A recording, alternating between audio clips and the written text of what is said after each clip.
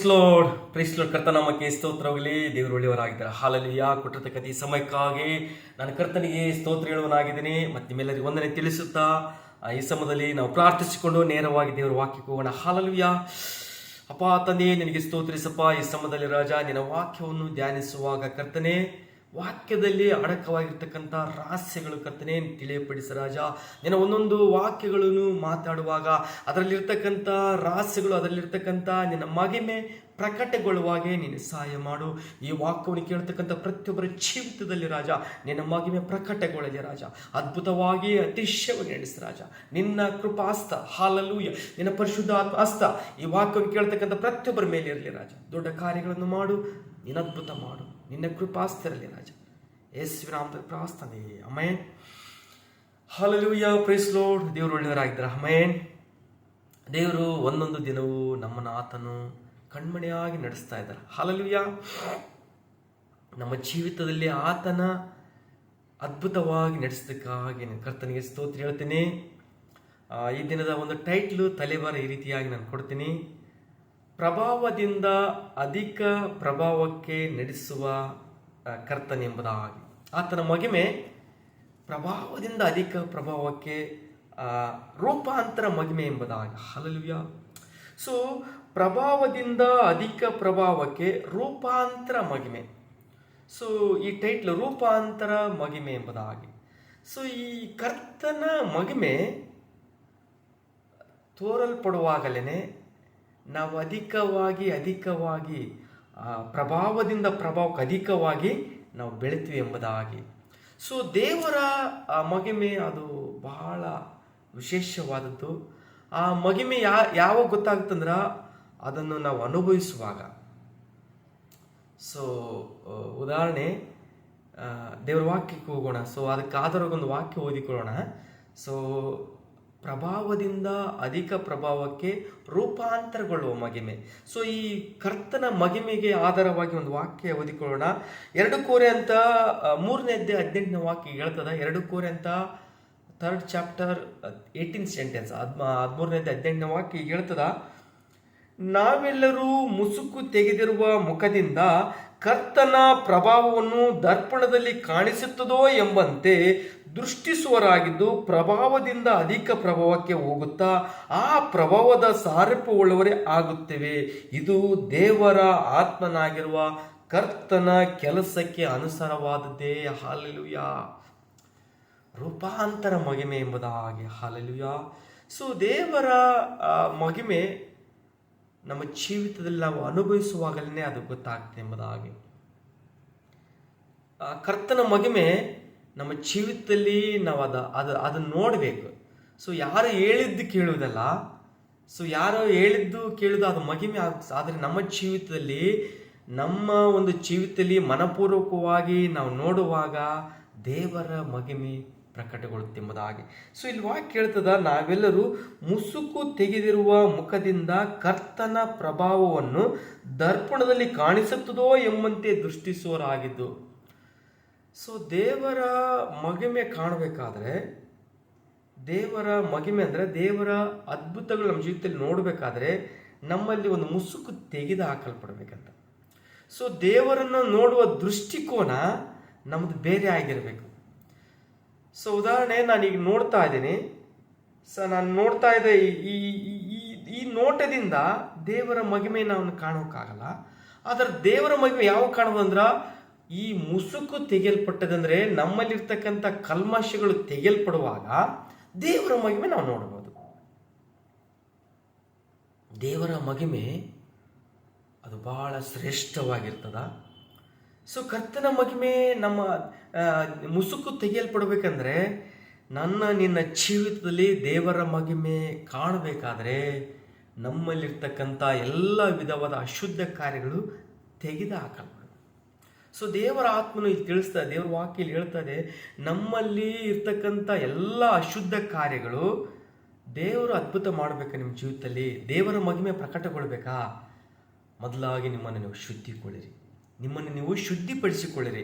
So ನಮ್ಮನ್ನು ನಾವು ಶುದ್ಧಿಸಿಕೊಳ್ಳುವಾಗ, ನಮ್ಮ ಜೀವಿತದಲ್ಲಿ ನಾವು ಪರಿಶುದ್ಧವಾಗಿ ಕರ್ತನನ್ನು ದೃಷ್ಟಿಸುವಾಗ ದೇವರ ಮಹಿಮೆ ಅದು ಪ್ರಕಟಗೊಳ್ತದೆ. ಹಾಲಲ್ಲಿ ನಾವು ಸತ್ಯವೇದದಲ್ಲಿ ಎಷ್ಟೋ ವಾಕ್ಯಗಳನ್ನು ನಾವು ನೋಡ್ಬೋದು.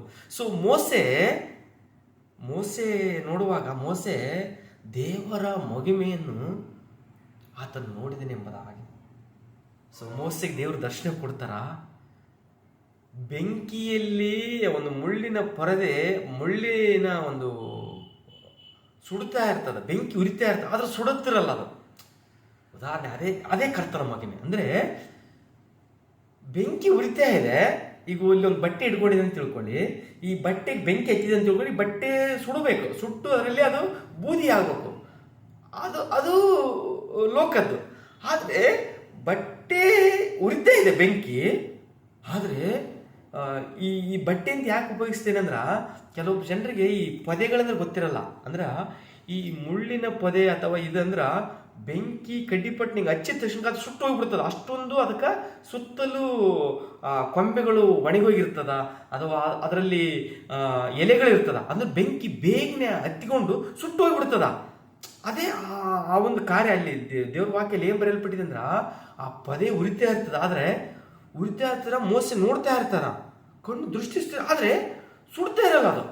ಸೊ ಅದೇ ಮಹಿಮೆ. ಆದ್ರೆ ನಿನ್ನ ಜೀವಿತದಲ್ಲಿ ದೇವರ ಮಹಿಮೆ ಪ್ರಕಟಗೊಳ್ಬೇಕಾದ್ರ, ದೇವರ ಮಹಿಮೆ ಉಂಟಾಗಬೇಕಾದ್ರೆ ನಮ್ಮಲ್ಲಿರ್ತಕ್ಕಂಥ ಕಲ್ಮಶಗಳು, ನಮ್ಮಲ್ಲಿರ್ತಕ್ಕಂಥ ಪಾಪದ ಕ್ರಿಯೆಗಳು, ದೇವರ ವಾಕ್ಯಕ್ಕೆ ವಿರೋಧವಾಗಿ ಯಾವೆಲ್ಲ ಕಾರ್ಯಗಳು ಉಂಟು ಅವೆಲ್ಲ ತೆಗೆದುಹಾಕಲ್ಪಡ್ಬೇಕು. ಅವೆಲ್ಲ ಆ ಮುಸುಕುಗಳು ತೆಗೆದುಹಾಕಲ್ಪಡು. ಇನ್ನೊಂದ್ಸಲ ನೆನ್ಪಿಟ್ಕೊಳ್ಳಿ, ದೇವರ ವಾಕ್ಯಕ್ಕೆ ವಿರೋಧವಾಗಿರ್ತಕ್ಕಂಥ ಎಲ್ಲ ಕಾರ್ಯಗಳು ಎಲ್ಲವೂ ನಾವು ತೆಗೆದು ಹಾಕಲ್ಪಡುವಾಗ ದೇವರ ಮಹಿಮೆ ಪ್ರಕಟಗೊಳ್ಳುತ್ತದೆ ಎಂಬುದಾಗಿ.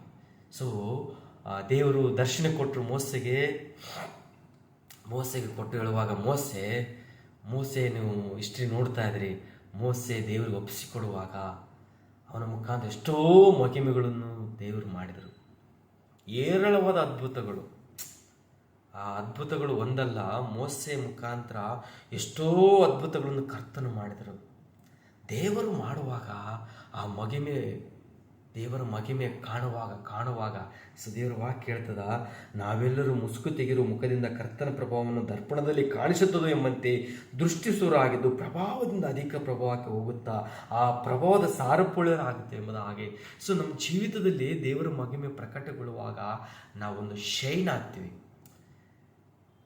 ಶೈನ್ ಅಂದ್ರೆ ಗೊತ್ತಾಗುತ್ತಲ್ವ, ಅಂದರೆ ನಮ್ಮಲ್ಲಿ ಒಂದು ಶುದ್ಧತೆ, ಪರಿಶುದ್ಧತೆ, ಆತನ ಪ್ರಭಾವದಿಂದ ಅಧಿಕ ಪ್ರಭಾವಕ್ಕೆ. ಅಂದರೆ ಈ ಹೊರಗಡೆ ಇರ್ತಕ್ಕಂಥ ಇದು ವೈಟ್ ಡ್ರೆಸ್, ಈ ಡ್ರೆಸ್ ಅಲ್ಲ, ಇದು ವೈಟ್ ಡ್ರೆಸ್ ಹಾಕ್ಕೊಳ್ಬೋದು. ಅದಕ್ಕೆ ಎಷ್ಟು ಹೇಳ್ತಿರ್ತಾರ, ಕೆಲವೊಂದು ಪರಿಸರಿಗೆ ಹೇಳ್ತಾರ, ನೀವು ಸುಣ್ಣ ಹಚ್ಚಿದ ಸಮಾಧಿಗಳಿಂತ ಮೇಲೆ ಎಷ್ಟು ಸುಣ್ಣ ಇದೆ ನಿಮಗೆ, ಆದರೆ ನಿಮ್ಮ ಮನಸ್ಸಲ್ಲಿ, ಹೃದಯದಲ್ಲಿ ಕಲ್ಮಶ ಇದೆ.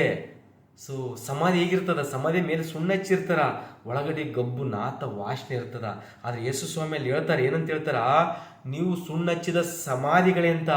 ಆದರೆ ಯೇಸು ಸ್ವಾಮಿ ಹೇಳುವಾಗ ಪರಿಸರಿಗೆ ಹೇಳ್ತಾರ, ಆದ್ರೆ ನಿನ್ನ ಜೀವಿತದಲ್ಲಿ ಇದು ಕೃಪೆ ಕಾಲವಾಗಿದೆ. ಇದು ಹಳೆ ಒಡಂಬಡಿಕೆ ಧರ್ಮಶಾಸ್ತ್ರದ ಕಾಲ ಅಲ್ಲ. ಮೋಸೆ ಧರ್ಮಶಾಸ್ತ್ರದ ಕಾಲ. ಧರ್ಮಶಾಸ್ತ್ರದ ಕಾಲದಲ್ಲಿ ದೇವರು ಮಹಿಮೆ ಮೋಸೆ ಮುಖಾಂತರ ಪ್ರಕಟಗೊಳಿದರು. ಮತ್ತೆ ಹೊಸ ಒಡಂಬಡಿಕೆ ಕಾಲದಲ್ಲಿ ಬರುವಾಗ ದೇವರ ಮಹಿಮೆ ಎಲ್ಲಿ ಪ್ರಕಟಗೊಳ್ಳುತ್ತೆ ನೋಡ್ತಾರ. ಸತ್ತ ಲಾಜರನ ಜೀವಿತದಲ್ಲಿ ನೋಡುವಾಗ ದೇವರು ಮಾತು ಹೇಳ್ತಾರ, ಆತನಿಗೆ ಬಂದಿರತಕ್ಕಂಥ ರೋಗ ಅಲ್ಲಿ ಬಂದು ಹೇಳುವಾಗ ನಿನ್ನ ಸ್ನೇಹಿತ ಎಂಬುದಾಗಿ ಹೇಳ್ತಾರ. ಲಾಜರು ಸ್ನೇಹಿತನಾಗಿರ್ತಾನ, ಬಹಳ ಸ್ನೇಹಿತನ. ಸೊ ಈ ಸ್ನೇಹಿತ, ಈ ರಿಲೇಶನ್ಶಿಪ್ ಇದೆಯಲ್ಲ ಬಹಳ ವಿಶೇಷವಾಗಿರ್ತದ. ನಮ್ಗೆ ಎಷ್ಟೋ ಜನ ಫ್ರೆಂಡ್ಶಿಪ್ ಇರ್ತಾರ, ಆತ್ಮಿಕ.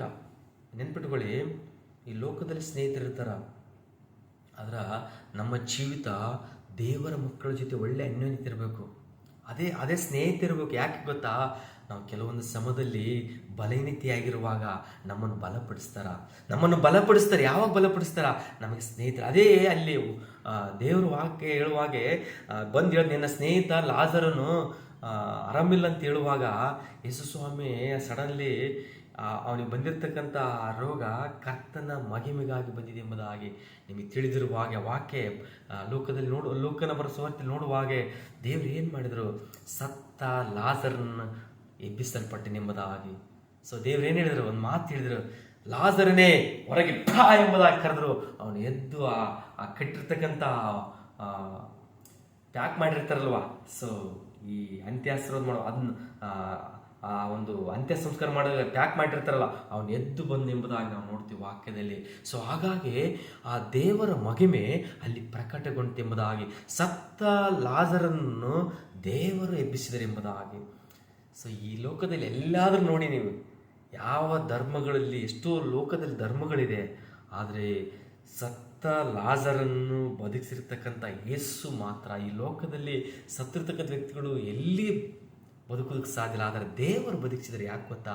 ಆತನ ಮಹಿಮೆ ಪ್ರಕಟಗೊಂಡಿದ್ದೆಂಬುದಾಗಿ ಅಲ್ಲಿ ವಾಕ್ಯ ಅವರು ದೇವರು ಯೇಸು ಹೇಳ್ತಾರ, ನನ್ನ ಮಹಿಮೆಗಾಗಿ ಎಂಬುದಾಗಿ. ಸೊ ಇಲ್ಲಿ ಸಹಿತವಾಗಿ ನಿನ್ನ ಜೀವಿತದಲ್ಲಿ ದೇವರ ಮಹಿಮೆ ಉಂಟಾಗಬೇಕಾ, ದೇವರ ಕಾರ್ಯಗಳು ನಿಮ್ಮ ಜೀವಿತ ನಡಿಬೇಕಾ, ದೇವರ ಕಾರ್ಯಗಳು ನಡಿಬೇಕಾ, ಪ್ರಭಾವದಿಂದ ಅಧಿಕ ಪ್ರಭಾವಕ್ಕೆ ನೀವು ನಿಮ್ಮಲ್ಲಿ ಕಾರ್ಯಗಳು ನಡಿಬೇಕಾ, ಪ್ರಭಾವದಿಂದ ಅಧಿಕ ಪ್ರಭಾವ ನೀವು ಆಶ್ರಯ ಹೊಂದಿಕೊಳ್ಬೇಕಾ. ನನ್ನ ದೇವರು ಈ ಲೋಕದಲ್ಲಿ ಆಶ್ರಯಿಸ್ತಾರ, ಮತ್ತು ಈ ಲೋಕದಲ್ಲಿ ಅದು ಸೆಕೆಂಡ್ರಿ. ಹಣ ಆಸ್ತಿ ಎಲ್ಲವನ್ನು ಕೊಡ್ತಾರೆ, ಅದು ಸೆಕೆಂಡ್ರಿ. ಎಲ್ಲದಕ್ಕಿಂತ ಹೆಚ್ಚಾಗಿ ಆತ್ಮದಲ್ಲಿ ನಾವು ವೃದ್ಧಿ ಆಗಬೇಕು, ಆತ್ಮದಲ್ಲಿ ಒಂದು ಶೈನ್ ಬರಬೇಕು ನಮ್ಮಲ್ಲಿ. ಸೊ ಆ ಶೈನ್ ಬರುವಾಗ, ಆ ಒಂದು ಶೈನ್ ಬರುವಾಗಲೇ ನಾವು ಪ್ರಕಾಶಗೊಳ್ಳುವಾಗ, ಆ ಬೆಳಕು ನೋಡುವಾಗಲೇ ಅಲ್ಲಿ ರಕ್ಷಣೆ ಉಂಟಾಗ್ತಾರೆ. ನಮ್ಮ ಸಾಕ್ಷಿಯಾದ ಜೀವಿತ ನೋಡುವಾಗಲೇ ಜನರು ರಕ್ಷಿಸಲ್ಪಡ್ತಾರ. ದೇವರ ಮಹಿಮೆ ಪ್ರಕಟಗೊಳ್ಬೇಕಂದ್ರೆ ವೈಯಕ್ತಿಕವಾಗಿ ಅಲ್ಲ, ಕರ್ತನ ರಾಜ್ಯ ಕಟ್ಟಬೇಕು, ಕರ್ತನ ಸೇವೆ ಬೆಳಿಬೇಕು, ದೇವರ ರಾಜ್ಯ ಕಟ್ಟಬೇಕಾದ್ರೆ ಆತ ಮಹಿಮೆ ಪ್ರಕಟಗೊಳ್ಬೇಕು.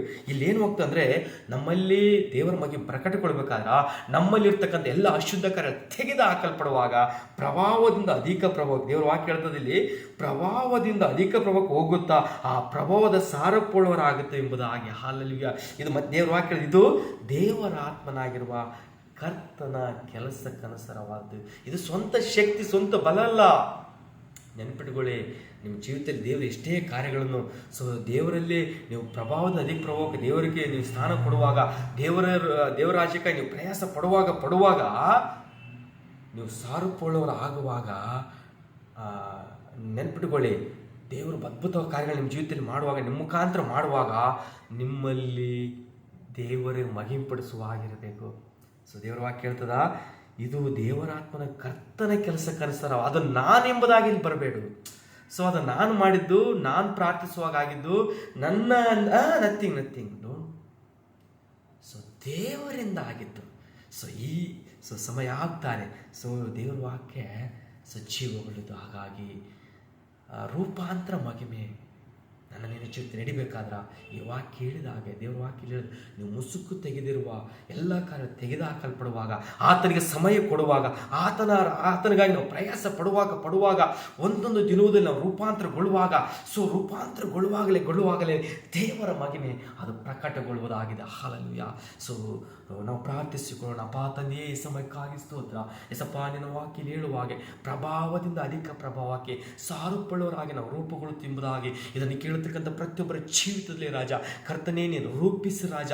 ನಿನ್ನಲ್ಲಿ ಹೆಚ್ಚಾಗಿ ಪ್ರತಿಯೊಬ್ಬರು ರೂಪಿಸಲ್ಪಡುವ ಹಾಗೆ, ರೂಪಿಸಲ್ಪಟ್ಟವರಾಗಿ ನಿನ್ನ ಮಹಿಮೆ ಪ್ರಕಟಗೊಳ್ಳುವ ಹಾಗೆ, ಪ್ರತಿಯೊಬ್ಬರ ಮುಖಾಂತರ ರಾಜ್ಯ ಕಟ್ಟಲ್ಪಡುವ ಹಾಗೆ, ನಿನ್ನ ಸೇವೆಗಳು ಕಟ್ಟಲ್ಪಡುವ ಹಾಗೆ, ನಿನ್ನ ನಾಮದಲ್ಲಿ ಅವರು ಪ್ರಾರ್ಥಿಸುವಾಗಲೇ ಅದ್ಭುತ ಅತಿ ನಡೆಯಲ್ಪಡುವ ಹಾಗೆ ಕರ್ತನೇ ನೀನು ಸಹಾಯ ಮಾಡು ರಾಜ. ನಿನ್ನ ಅಭಿಷೇಕದ ಪ್ರಸನ್ನತೆ ಪ್ರತಿಯೊಬ್ಬರನ್ನ ಆವರಿಸಿಕೊಳ್ಳಲಿ ರಾಜ. ಯೇಸುವೇ, ಈ ವಾಕ್ಯದಿಂದ ಪ್ರತಿಯೊಬ್ಬರ ಕರ್ತ ಆಶ್ರಯಿಸಲ್ಪಡಲಿ ರಾಜ, ಆತ್ಮದಲ್ಲಿ ಆಶ್ರಯಿಸಲ್ಪಡಲಿ ರಾಜ. ದೈಹಿಕವಾಗಿ ಅಲ್ಲ ರಾಜ, ಆತ್ಮದಲ್ಲಿ ವೃದ್ಧಿಯಾಗಿ ರಾಜ, ನಿನ್ನ ರಾಜ್ಯ ಕಟ್ಟಲ್ಪಡುವ ಹಾಗೆ, ನಿನ್ನ ಮಹಿಮೆ ಎಲ್ಲ ಕಡೆ ಪ್ರಕಟಗೊಳ್ಳುವ ಹಾಗೆ ನೀನು ಸಹಾಯ ಮಾಡು. ನಿನ್ನ ಕೃಪಾಸ್ತರಲ್ಲಿ ಯೇಸುವಿನ ನಾಮದಲ್ಲಿ ಪ್ರಾರ್ಥನೆ. Amen. Amen. Praise Lord. Thank you.